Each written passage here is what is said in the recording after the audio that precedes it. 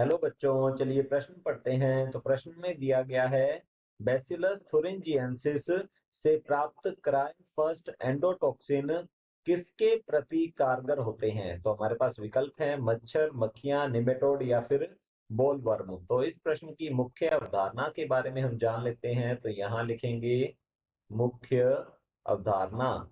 इस प्रश्न की मुख्य अवधारणा के पास बैसिलस, तो लिखते हैं यहाँ पर बैसिलस थुरिनजिएंसिस। थुरिन यह एक होता है, हम कह सकते हैं मृदा में रहने वाला जीवाणु है। तो लिखते हैं यह एक प्रकार का है जीवाणु।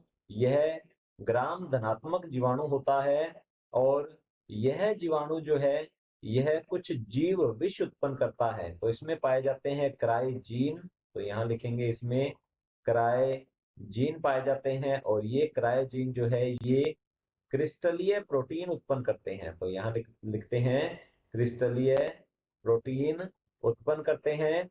और ये क्रिस्टलीय प्रोटीन जो है हम कह सकते हैं कीट के लिए, तो यहाँ लिखेंगे कीट के लिए विष होते हैं।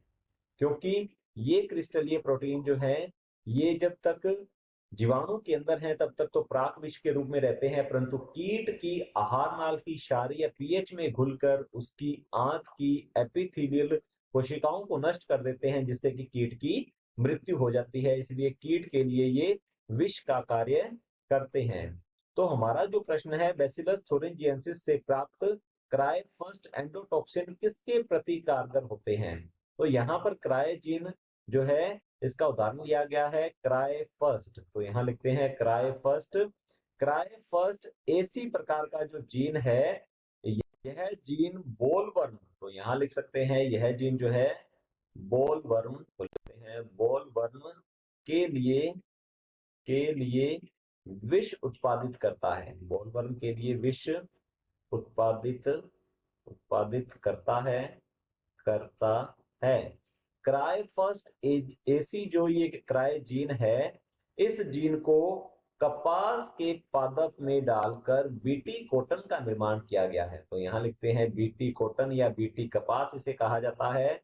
और ये बीटी कपास जो है ये बोलवर्म के लिए प्रतिरोधकता रखता है। तो हम कह सकते हैं क्राई फर्स्ट जीन जो होते हैं ये बोलवर्म के लिए टॉक्सिन या फिर हम कह सकते हैं विष को उत्पादित करते हैं। तो हमारा जो प्रश्न है बैसिलस थुरिंजिएंसिस से प्राप्त क्राई फर्स्ट एंडोटॉक्सिन किसके प्रति कारगर होते हैं। तो ये होते हैं बोलवर्म के लिए कारगर होते हैं, इसके लिए प्रतिरोधकता उत्पन्न करते हैं।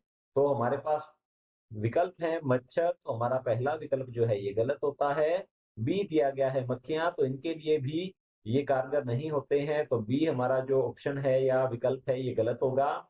सी है निमेटोड, तो ये निमेटोड के लिए तो प्रतिरोधक नहीं है। तो हमारा सी विकल्प जो है ये भी गलत होगा। और डी दिया गया है बोलवर्म, तो हम कह सकते हैं कपास के पादप में जो बोलवर्म से नुकसान होता है उसके लिए प्रतिरोधकता उत्पन्न करने के लिए इस बैसिलस थुरिंजिएंसिस का क्राई फर्स्ट एसी जीन जो है ये कपास में डालकर बीटी कपास का उत्पादन किया गया, जो कि बोलवर्म के लिए होता है प्रतिरोधी। तो हम कह सकते हैं क्राई फर्स्ट जीन जो होते हैं ये बोलवर्म के प्रति कारगर होते हैं।